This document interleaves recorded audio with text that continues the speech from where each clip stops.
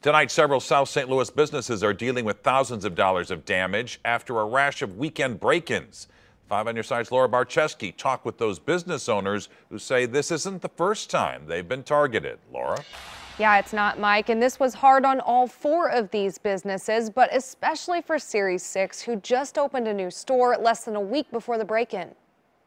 We are still very proud to be in this neighborhood. Series 6 owner Sammy Baldridge says their first full week in the new location on Watson was a blast with lots of community support. You know, a lot of people, it's slow for retail, but for us, we're right at the beginning of Mardi Gras and launching that collection, and then we have St. Patrick's Day right after that. So a lot of new and exciting things going on at Series 6 right now. But it ended with an unnerving call from their security company in the middle of the night on Friday. Yeah, so unfortunately, you know, this weekend we were broken into with our side door. The door was shattered to pieces and someone took off with some cash and part of their sales system, but none of the merchandise was taken.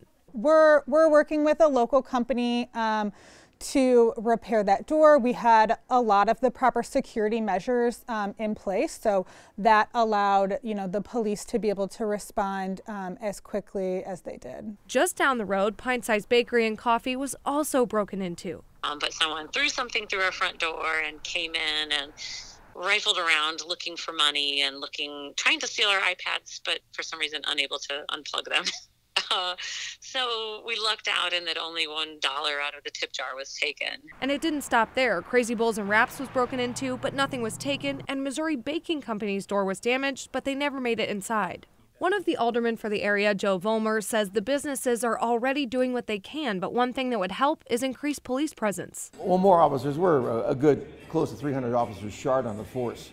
And as while there's modern technology to help with that, there's nothing that replaces the fact of seeing a cop drive by and having a cop. Baldridge says right now they're choosing to focus on the good in the neighborhood. And this is just a minor setback, and we're gonna get through it and be here for many years to come.